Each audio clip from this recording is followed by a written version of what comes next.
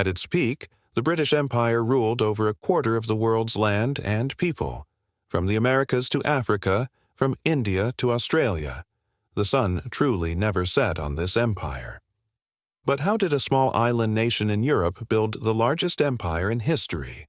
And why did it fall, transforming into today's Commonwealth of Nations? This is the entire history of the British Empire. Our story begins in the late 16th century.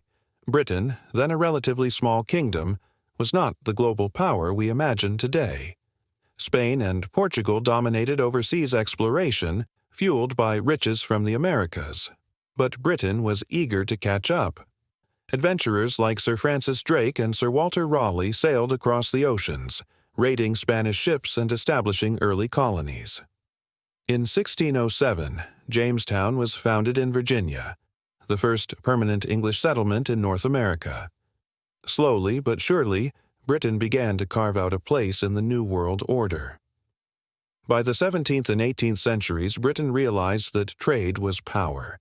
The East India Company, a private corporation backed by the Crown, became the engine of empire. With spices, textiles, and later tea flowing from India and Asia, Britain grew rich. Meanwhile, the triangular trade across the Atlantic brought sugar, tobacco, and cotton, at a terrible human cost. Millions of enslaved Africans were transported to the Americas, enriching the empire but leaving behind a legacy of suffering still felt today. And as Britain's navy grew stronger, it secured control of the seas, a key advantage that would shape the next 2 centuries. Empires rarely rise without conflict.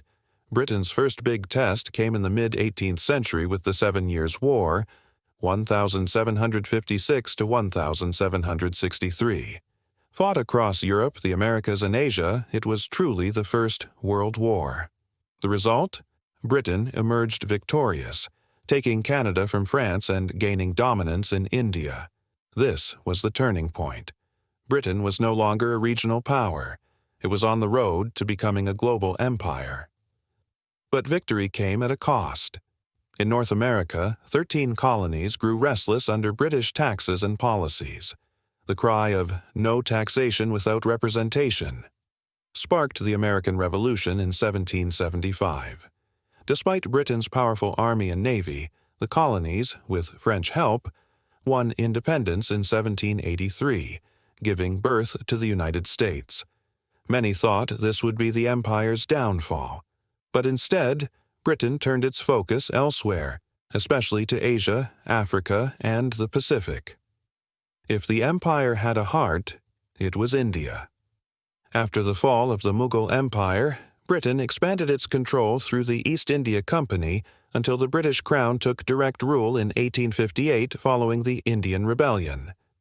India became the jewel in the crown, providing cotton, tea, spices, and troops for the empire. The construction of railways, telegraphs, and cities transformed the region, but so did exploitation, famine, and resistance movements. For millions of Indians, British rule meant both modernization and hardship. The 19th century was the golden age of the British Empire. Under Queen Victoria, Britain held territories across every continent. Canada, Australia, and New Zealand became settler colonies. In Africa, Britain seized vast lands during the Scramble for Africa.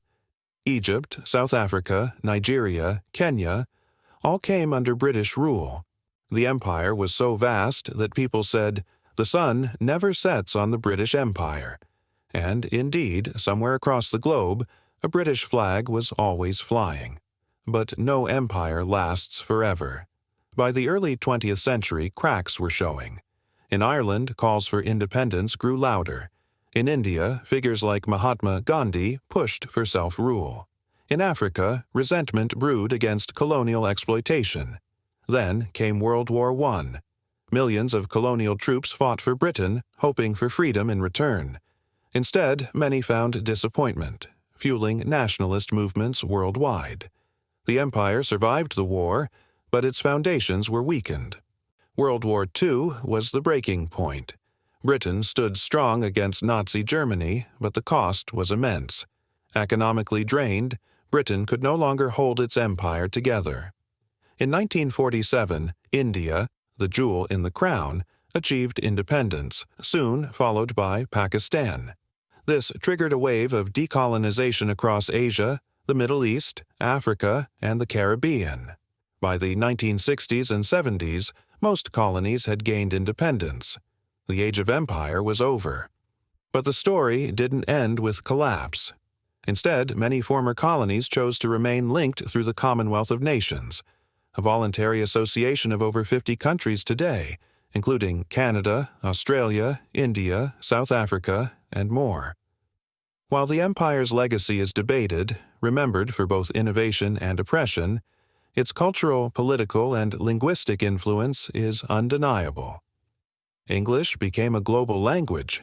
British institutions like parliamentary democracy and common law shaped nations worldwide, and the Commonwealth symbolizes cooperation instead of conquest. So, what can we learn from the story of the British Empire? That power can rise from the most unlikely of places, that wealth and conquest come at a human cost, and that no empire, no matter how vast, is eternal. From colonies to Commonwealth, the British Empire's journey is not just the story of Britain, it is the story of the modern world. If you enjoyed this journey through history, make sure to like the video, subscribe for more, and let us know in the comments, which empire or era should we cover next? Until next time, keep exploring the past to understand the present.